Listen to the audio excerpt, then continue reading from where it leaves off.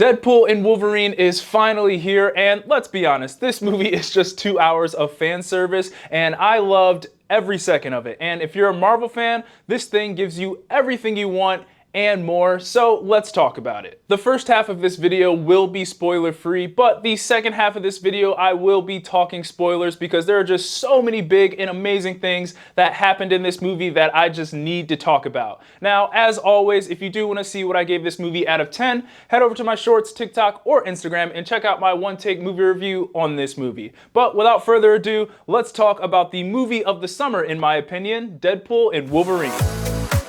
Now, I remember the day 2 years ago when they announced that Hugh Jackman would be returning as Wolverine in this movie, and I've just been excited ever since. Heck, I even made a reaction video to that announcement when it came out. And ever since that day, I have been counting down the days until this film came out, and now that it's here, I can easily say that this movie exceeded my expectations. So in this movie, we obviously follow Deadpool, who is tasked with saving his world, so he teams up with Wolverine to do so, while they also take on a common enemy in Cassandra Nova. Starting things off with the good, and the first thing I have here is clearly Hugh Jackman and Ryan Reynolds. We've been asking them to do this movie for the longest time, and they finally did it, and it's safe to say it was everything I wanted and more. These two were absolutely great together in this movie. They very much had a buddy cop love-hate relationship in this thing, and it was absolutely hilarious. I mean, every time they were on screen together, which was pretty much this entire movie,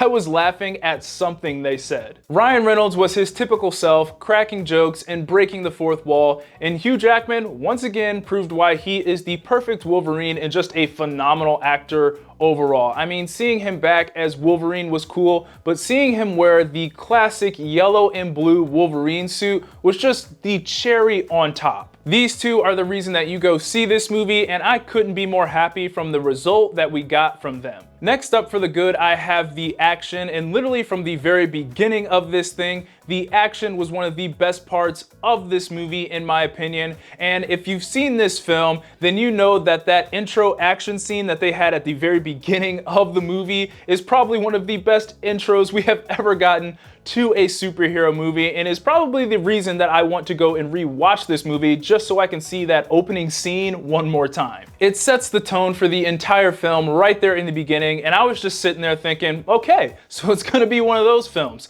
Let's freaking go. Or, as they would put it, let's fucking go. Anyways, there were some pretty big action sequences in this movie, and they were bloody, gory, just downright violent. I mean, it definitely earned that R rating through the action in this movie. But also, if you're a Marvel nerd, I think these action scenes, without spoiling it, are really gonna warm your heart, and you're really going to enjoy that part of the movie. And that's really all I can say about that without spoiling it. Also, the music they picked for some of these action scenes was so random, but somehow so perfect at the same time. I mean, the soundtrack itself for this movie was great, and it just added to the overall awesomeness of all of these action scenes. Next up for the good, I have the humor, and as expected, this movie was hilarious. Ryan Reynolds, as I said before, was up to his usual Deadpool antics with a lot of pop culture, Disney, Marvel, and Fox jokes thrown into this movie. And even though this is technically a Disney movie, they didn't hold back on the humor at all in this thing. So if you were worried about the humor taking a step down from the previous two, because this is technically under Disney's name now, I would say you don't really have much to worry about, because these jokes in the third movie are just as dirty and as mature as the jokes in the first and second Deadpool movies. And outside of the normal humor that you get in a Deadpool movie, there was also tons of jokes and references that were for the die-hard Marvel fans. I mean, you really had to be familiar with what was going on with Marvel, both behind the scenes and on screen, to get some of these jokes. They were very much like, if you know, you know type jokes. And as a Marvel nerd, I thought those jokes were pretty funny. This movie will get a lot of laughs out of you, and is easily the funniest MCU film probably ever, in my opinion. And finally, for the good, I have the cameos in this film. Now, I will go a little bit more in depth on who those cameos are in the spoiler section of this video, but there are tons of awesome cameos in this movie, and we obviously already knew about some of them, like Pyro, Toad and Sabretooth coming back from past X-Men movies, but there are also quite a few cameos in here that are going to surprise you. I honestly have no idea how they were able to keep some of these cameos a secret, and each of these cameos kind of got their own little time to shine, which I thought was cool, but again, I will talk about that more in the spoiler section. Moving on to the so-so, and the only thing I have here is the story. Now, the story definitely wasn't the main focus of this film. This movie knew exactly what it was and exactly what the fans wanted, and it gave us that. And as I said before, this was definitely 2 hours of fan service, and the Marvel fan in me absolutely loved that. But the critical side of me knew that with all this fan service, the story was going to suffer just a little bit, and it did. Now, don't get me wrong, the story still did have some heart. At the core of this movie, this thing was about finding purpose for both Deadpool and Wolverine, and I think they did a pretty solid job at that. But there were also times in this film where the main story would kind of just pause completely to have some of these fan service moments.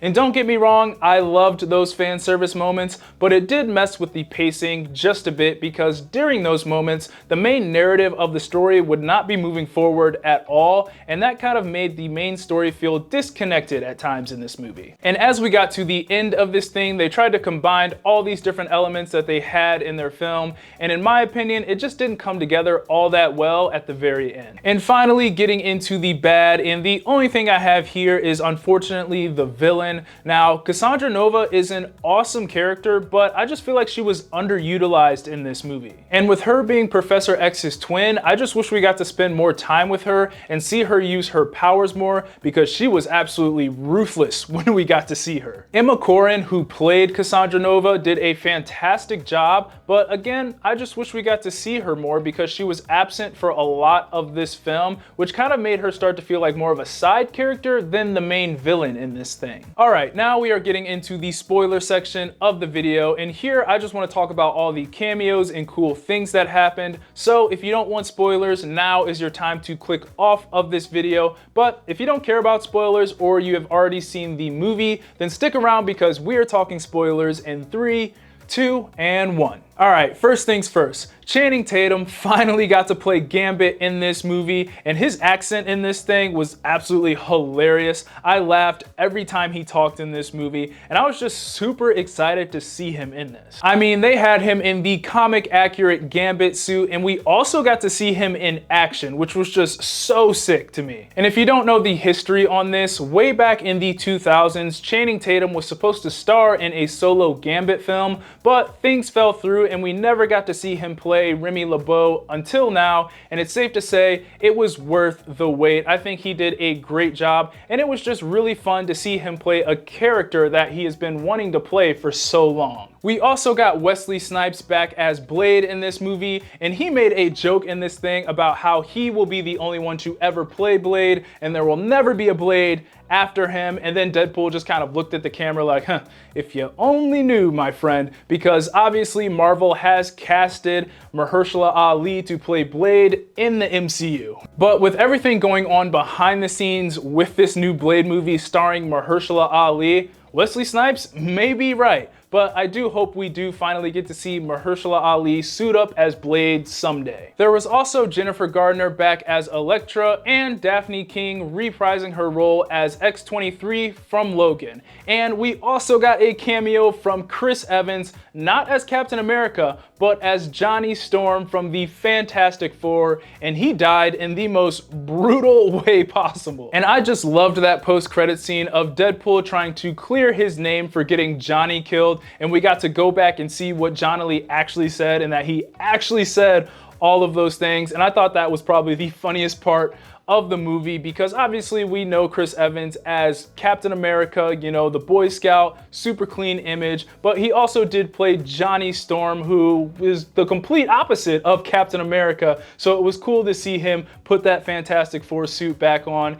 and be Johnny Storm for all of what, like 5 to 10 minutes in this movie. But the most surprising cameo was, of course, Henry Cavill playing a variant of Wolverine. And even though it only lasted for like 15 seconds. I thought it was awesome because they also made a joke about how Henry Cavill was treated over at DC, and I just laughed out loud at that part in the movie. But outside of all those great cameos and fan service, easily my favorite part of this movie was seeing Hugh Jackman finally put on that Wolverine mask at the end of the movie, giving us that full comic book accurate suit of Wolverine. He had it on for most of the final act and he just looked so cool. And honestly, he looked just how he looks on my shirt right here. And in my opinion, he couldn't have looked any better. That was one of the main things I wanted to see in this movie, even if it was only for just a little second. But we got a whole 10 to 15 minutes of him in that full comic accurate suit,